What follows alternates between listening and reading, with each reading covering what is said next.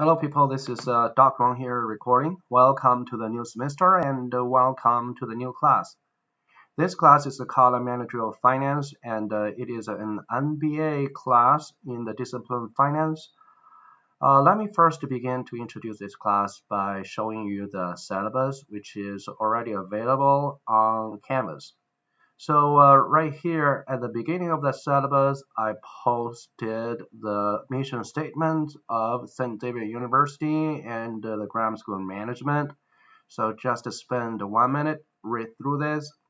It is worth mentioning that the Grammar School of Management is a ACSCB accredited business school, which means it is among the top 5% of the business school in the entire world. So you're in the right place to take this class. And this finance class lasts for 8 weeks, and it is online. And compared to a regular class offered during the regular semester, then you can see that your time is cut in half, but still the course materials, the content are not compromised. So that basically means the work is twice more intensive if you are taking a summer course. And here is the date of our class. It starts from June the 20th to August the 13th. All right, so just be careful about the timing. And here is my name, Professor Song Wang, and that is a Chinese name as I was born and brought up in China. I first came to the States as an exchange student in finance at Winona State University in Minnesota. And then I got my master's degree in applied economics from University of North Dakota. And after I got tired of cold weather, I went down south to Florida and got my PhD in finance from University of Central Florida. And then I moved back to Midwest and pursue the career as a finance professor at St. Xavier University. And this is my 10th year teaching at SXU. And here is my telephone number and my email address. So that's how we're going to communicate with each other through this online platform. And of course, if you want to make some appointment with me, you can do that through Zoom, and I will be very much available to help you out. The course description is listed here. As you can see, this is the first and maybe also the core course of finance in the SXU MBA program. And you can see that if we talk about the discipline of finance, it can be generally divided into two areas. One is corporate financial management, in which you're going to take a role of a manager in the firm. And the second area, the other area, is investments, and you are taking a role of an investor, either an individual retail investor or you're a portfolio manager for a hedge fund or mutual fund. And your job there would be pick up the securities and reach a good risk and return portfolio for your clients or for yourself. All right. And for the corporate finance, it relates to the financial health of a corporation and the decision of managers to acquire long-term assets, adjust capital structure, and also estimate the potential risk in the project you are going to undertake.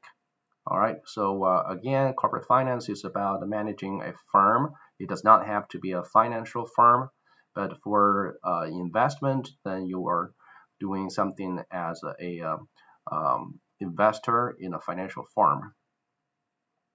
Okay, so the learning outcomes are also listed here. So you're going to learn some real life skills in personal finance, such as finance for your mortgage, save for your retirement, and also pay off your credit card bill, and maybe also finance for a car loan. And the chunk of corporate finance is going to teach you, help you learn how to better understand the management of cash flows, and also get you familiarized with the basic managerial accounting procedures. And the chunk of investment will teach you how to analyze the firm's quality and their securities and be able to evaluate the securities, different kinds of securities, including stocks and bonds, how to develop the fair price of a security. For example, last year when GameStop skyrocketed in a couple of days, and you should know that this is abnormal and this is a deviation from the correct price. So what is the correct price? You're gonna learn in my class. All right, and also I'm going to teach you a lot of Excel techniques, and we're not just talking about multiplication or addition. These are simple math skills. We're talking about solver. We're talking about capital budgeting and all these sophisticated skills taught in Excel. Okay, and you should have some basic knowledge of finance.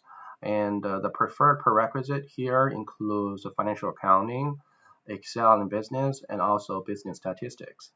Finance is not an easy subject, and it requires a lot of prerequisite knowledge, like accounting, computer software, and statistics. So just be aware of that. If you have not taken any of this prerequisite, that is also fine with me. You just need to work a little harder to understand things here.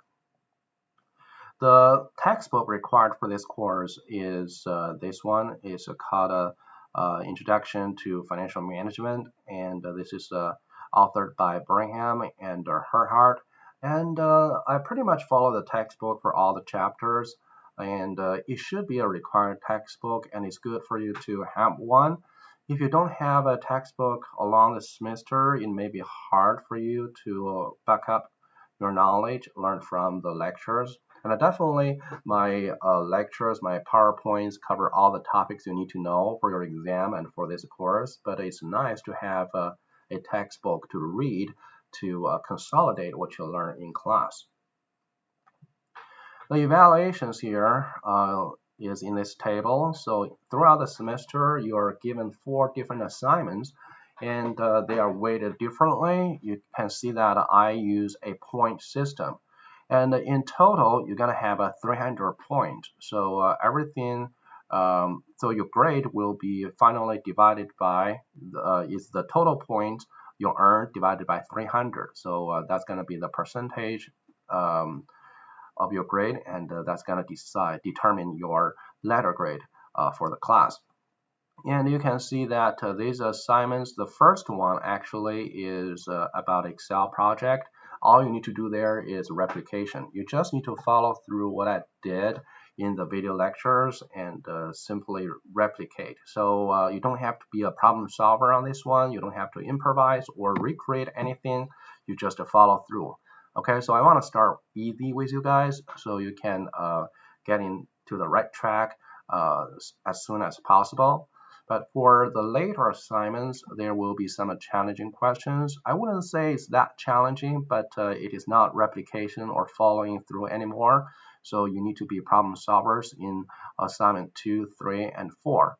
But don't worry, all the questions covered in these 3 assignments, all kinds of questions are already lectured in the instruction videos, in the chapter videos. So if you watch carefully enough, you will find the lectures on this assignment, and you will find how the questions are solved. But still, I'm not providing the key directly. You need to go through the process by yourself. Okay, and you're gonna have 2 exams, 1 midterm, 1 final, and here are the chapters covered here. I know it looks a little scary because here we cover a lot of chapters.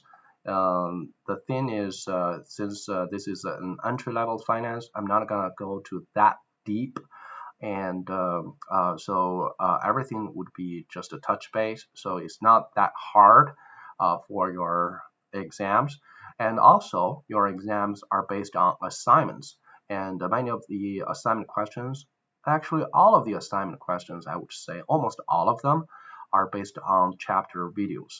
Okay, so you will find the practice question in chapter videos based on which you work on the assignment questions and based on which you study for the exams. Okay, and of course in the exam there could also be some conceptual questions asked, which could be answered by looking through the chapter PowerPoint. You will also do some reports. There are 3 reports throughout the semester. One is about financial management of a small business. It's a real business in California. It's called a popcorn, and if you Google it, you will find their product, and this company is still around. And another case study is based on capital budgeting of a Boeing.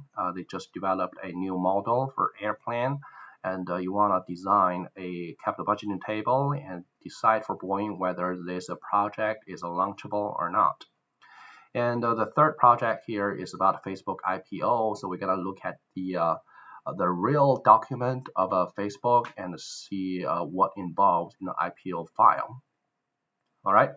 So here is some bulletin points for the submissions, and all the reports, assignments, exams are due at 11:59, which is midnight of the Saturday of the week. If you check on Canvas, as you can see, if I click on these assignments, you will see the due date is already there, and it is all this.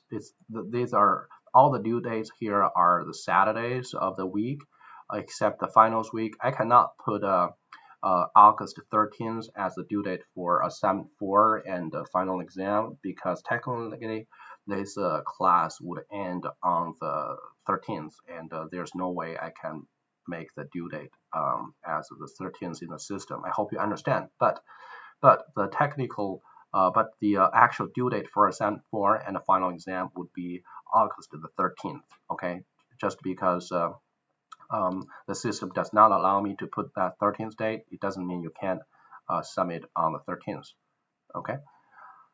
And if you look at the syllabus, you can see if you either click home or modules, and here are the modules you need to follow through. So just go through all these video lectures, nice and easy, and see the PowerPoints, study them, and then prepare for your assignments and your exams. Okay, and make sure you don't pass the deadline for the assignments. So if you passed the deadline for the assignments, there will be a great discount if you submit late. As you can see, if you are late just by 1 day, the first day you're going to suffer a 20% discount on your grade. So even though you can finish everything perfectly, just because you're late by 1 day for submission, the maximum you can get is 80%. All right, and if you are late by 2 days, then you're going to suffer another 15% grade discount. So you can the maximum you can get is 65%, so on and so forth. And it's very important for you guys to know there's no collaboration for the exams. All right, you have to work on the exam individually without the help of other people. All right, that's a very strict requirement. And for your submission, only 3 types of formats are allowed for submission. And you can see that these 3 formats are either Excel. If you do things in Excel, that's going to make your calculation much easier. And I know some of you prefer typing, so you can submit a Word file, or you can use a PDF file. All right. So the PDF files are for those who prefer handwriting. So what about if you want to submit a picture? You know, if you submit just the pictures, it's very hard for me to see the picture in a very clear view, just because of the high definition of the picture nowadays. If I open your picture submission in Canvas, I can only see a small corner of your submission. So it's very hard for me to grade, which means I don't accept pictures as the format of your submission. However, if you want to take a picture, that's fine, but you're gonna copy paste that picture into a Word file and then submit that Word file as your submission. Okay, or you can scan the picture into PDF file and submit it. Just the picture format by itself is not accepted. Okay, and here I also put the rubric for this class, and this is following the ACSB standard, so everything is pretty normal. And my grading scale is just like other professors. So if you got 90% or A or higher, you get an A. 80 to 89%, you get a B, so on and so forth. And once again, your grade will be determined by the points you earned from each of these assignments, and the total points will be divided by 300 to get your percentage grade, and then to determine and then to get your letter grade. The chapters covered in this class are listed here, so you can see these are the topics. I'm not going to spend time to introduce these chapters one by one into details, so we're going to go through this as the semester kicks off. All right, and here I put some policies of St. Xavier University for formality. So you have policies of technology, and also if you have some disabilities like attention deficit issues, you can just contact the Learning Center for arrangement of your exams and some other assignments. And I also posted the academic policy and honesty expectation. So what I really want to emphasize here is you have to do the exams by yourself. Okay, if you do it with other people, that will be considered cheating. All right, for the other assignments, you can work with other people, up to 2 people in a group, but for exams, just no collaboration. All right, so if I found some collaborations there, it will violate this expectation and there will be consequence. All right, so anyways, this is an introduction of the class. As you can see, the class is published on Canvas, and you can just go through this. Oh, by the way, do I give extra credit? Yes, I do. As you can see right here, I have 2 extra credit activities. Here are their due dates, and here are the points. So you can earn 5 points in total from doing these extra credit activities.